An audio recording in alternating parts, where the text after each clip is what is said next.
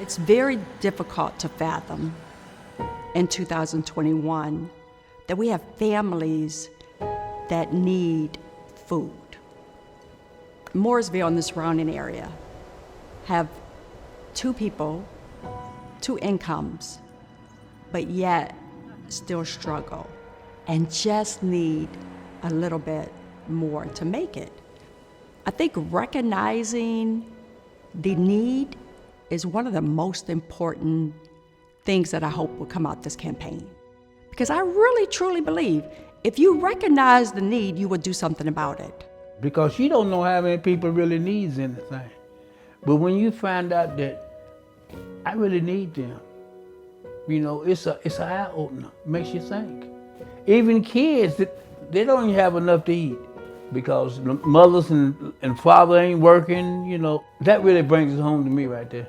The past year's been tough on everyone, so we needed a little help. We have two kids. With me behind us is my son. He's 18 months now, and I have an older daughter. She's 3.5. We're gearing all our meals and everything we get here for them, even before ourselves. So that's kind of how we found it, and it's really worked for us. It changed my life to see how serving other people can mean a change in a person's life. I think the world is a better place because of people that sacrifice time, energy, money, wealth even, to make a difference in this world. It's like going in and seeing family every Monday and every Tuesday, and you walk in the door and Mary's sitting at the desk and she's cheerful and bubbly, and then Greg Williams, I've known him for years, and I've always got to give him a little bit of a hard time. And then Dave's always running around because he works bringing product in from outside on Monday when we have all our deliveries.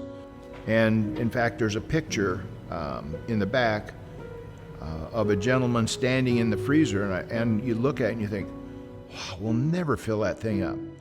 Right now, we're at a point where it's just you spend half your time rearranging to be able to get products out of the freezer because it's just so full. We have no space for anything. A lot of times we're handling product 3 and 4 times before it gets out to the people, just because we gotta take it from here to here, and then from here to here, and then bring it into the facility. So, yeah, we're pretty cramped for space.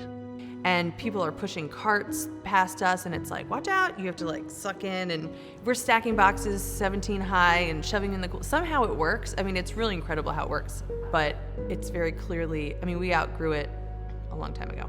Not very many food pantries in the greater Mecklenburg or Iredell County area allow for people to come in once per week and get groceries. Most of the time, pantries function as an emergency where someone is literally, I don't have anything right now, I need something in my hand right now.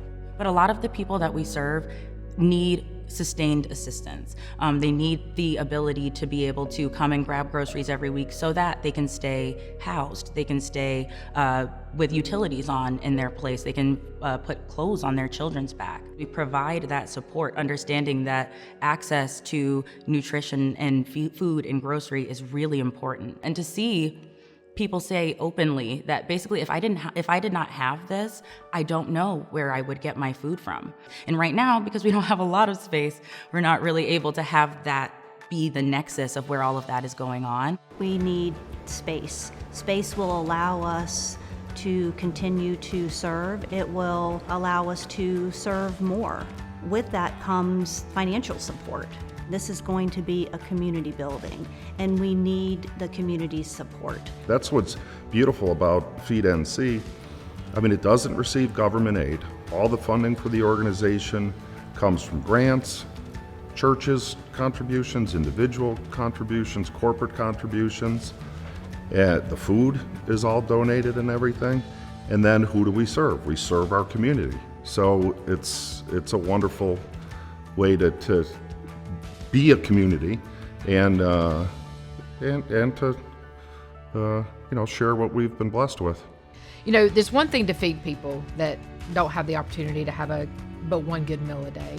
It's another thing to try to get them out of that cycle. And one day maybe they're one of these people helping other people that were in their situation. So I think that's what's cool about the new building and the new opportunity and the growth that they're experiencing is just to be able to combat the cycle of what these people go through that are using their services. And, you know, their culinary program that they have is one of those services that, you know, they're giving training to people so they can get in the job market and so on and so forth. So that's probably the most exciting thing throughout this initiative and the campaign, you know, to get them in this new building.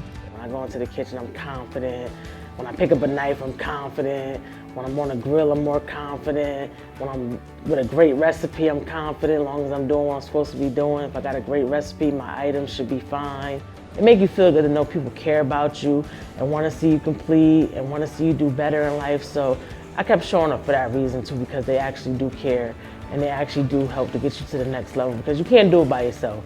And I would definitely like to come back and volunteer and help out because even with the small building, I said that I want to come back and help and volunteer, but with a bigger building, they have a bigger class, put more people out into the community. Right now it's kind of challenging because it's this 12-week program that's unpaid. So these students, while it's changing their life in the long run, they're coming in for 12 weeks, almost 3 months without making any money.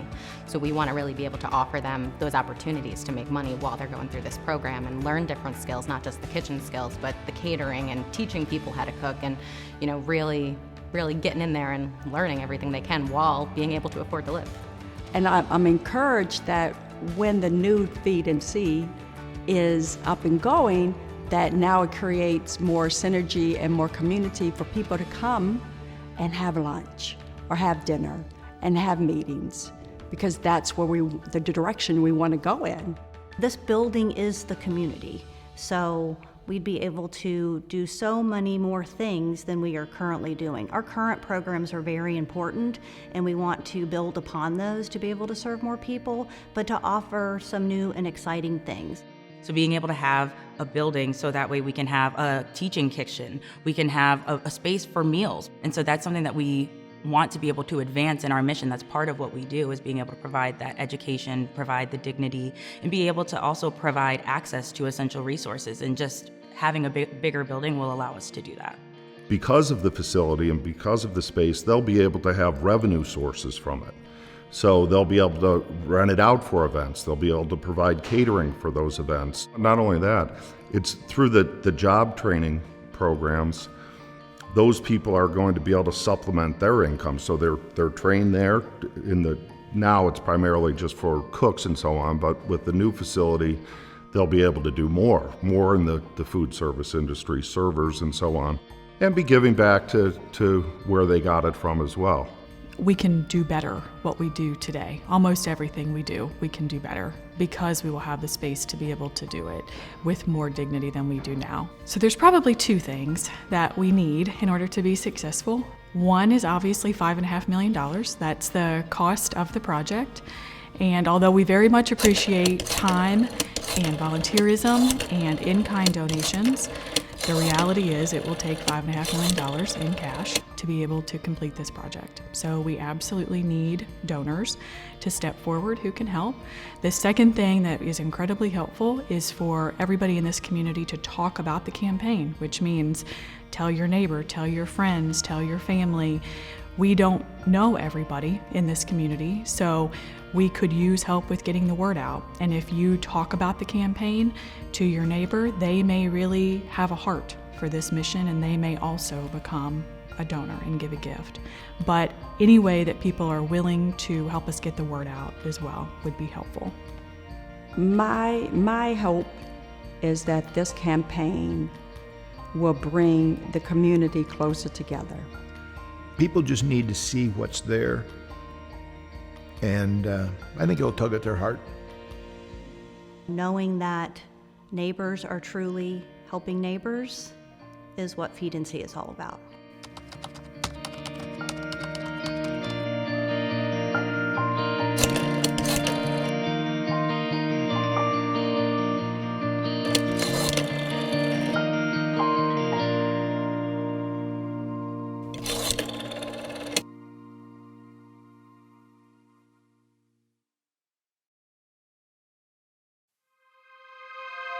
Bye.